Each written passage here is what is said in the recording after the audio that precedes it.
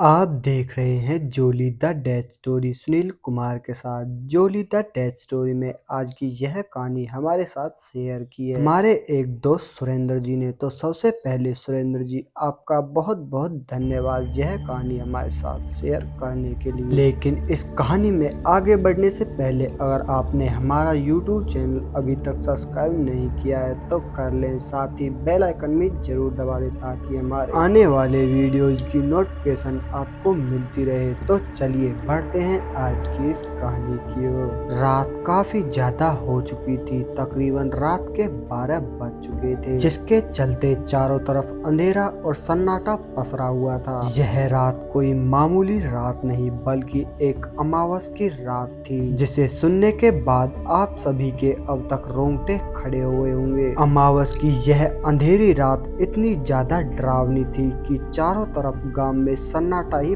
पसरा हुआ था। लेकिन इसी समय मैं रात के अंधेरे में घर पर एक जरूरी काम कर रहा था। रात काफी ज्यादा होने की वजह से अब मुझे नींद आने लगी, जिस पर मैंने सोचा चलो अभी सो जाते हैं और सवेरे उठकर यह काम पूरा कर लेंगे। लेकिन मेरा घर यहाँ से तकरीबन 1 किलोमीटर की दूरी पर था। दरअसल मैं यह काम अपने दोस्त के घर उसी के साथ कर रहा था, लेकिन आज मैं कुछ ज्यादा ही लेट हो गया, लिहाजा मैं वहाँ से पैदल ही अपने घर की ओर निकल पड़ा। अमावस की रात होने के कारण चांद तो मानो था ही नहीं। मैं उस अंधेरी रात में ही अपने घर की ओर बढ़ रहा था। रास्ते में चलता हुआ मैं मन ही मन बस यही सोचे जा रहा था कि आज मैं कुछ ज्यादा ही लेट हो गया हूँ, जिस वजह से इधर उधर कोई भी इंसान दिखाई नहीं पड़ रहा था। इसी के चलते मैंने अपने पैरों की रफ्तार थोड़ी बढ़ा दी। मैं अभी अपने घर की ओर बढ़ ही रहा था कि तभी मेरे सामने एक परछाई दिखाई देने लगी, लेकिन उस पर मैंने ज्यादा ध्यान ना देते हुए आगे की ओर बढ़ने लगा, क्योंकि उस रात मेरी छोटी सी भी गलती मेरी जान का कारण बन सकती थी। दरअसल कुछ सालों पहले मुझे मेरे दादाजी ने बताया था कि ऐसी जगहों पर जब तुम्हें खतरा महसूस होने लगे तो सीधा चुपचाप चलते रहना चाहिए और पीछे मुड़कर तो बिल्कुल भी नहीं देखना चाहिए, चाहे कुछ भी हो जाए। मैं अपने दादाजी की यह बात ध्यान में रखते हुए अपने घर की ओर तेजी से बढ़ने लगा।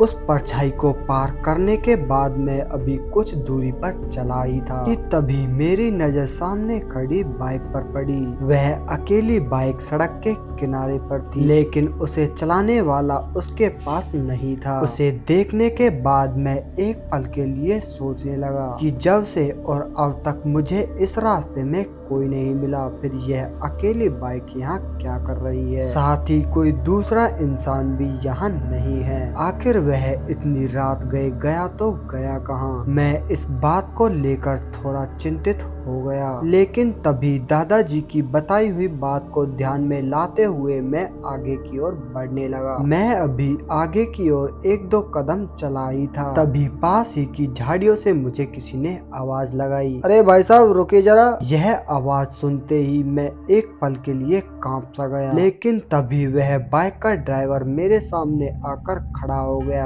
और मुझसे कहने लगा, अरे भाई साहब मेरी घर जाते समय बाइक खराब हो गई है, क्या तुम कुछ मदद कर सकते हो? बस थोड़ा सा धक्का लगाना है और उसके बाद मैं तुम्हें आगे की ओर छोड़ दूंगा। जिस पर मैंने सोचा चलो 1 से 2 भले, और आगे जाने के लिए मुझे सवारी भी अब मिल गई, जिस पर मैंने उस इंसान को हाँ भरते हुए उसकी बाइक में धक्का लगाना शुरू कर दिया। लेकिन धक्का लगाते समय जब मेरी नजर उस इंसान के पैरों पर पड़ी तो मैं हैरान रह गया। दरअसल उस आदमी के पैर किसी आम इंसान की तरह नहीं बल्कि किसी शैतान की तरह पीछे की तरफ मुड़े हुए थे, जिन्हें देखने के बाद मेरा खून रुक सा गया और मेरी आंखें फटी की फटी ही रह गई। लेकिन तभी मैं उस इंसान को वहीं पर छोड़कर अपने घर की ओर पैदल ही भागने लगा। मैं अब तक इतना ज्यादा डर चुका था कि मैं मदद के लिए जोर से चिल्लाने लगा। डर के साथ हाँफता हुआ मैं अपने घर की ओर ही बढ़ रहा था। वहीं दूसरी तरफ वह शैतान भी मेरा पीछा नहीं छोड़ रहा था। पसीनों में लथपथ अब तक मैं बुरी तरह से हार चुका था और हार मानते हुए मैं वहीं पर खड़ा हो गया और अपनी मौत का इंतजार करने लगा। लेकिन तभी मेरी नजर पास ही के एक मंदिर में गई। इससे पहले वह शैतान मेरे पास आता, मैं भागकर उस मंदिर के अंदर चला गया, जहां पहुंचते ही मैंने पुजारी जी को सारी बात बता दी, जिन्होंने मुझे बताया आज से कई साल पहले इसी अमावस की रात को एक इंसान अपने घर की ओर लौट रहा था, लेकिन बुरी शक्तियां उस दिन अपनी चरम सीमा पर थी, जिसके चलते उन्होंने उस आदमी का एक्सीडेंट करा दिया और वह आदमी वहीं पर मर गया।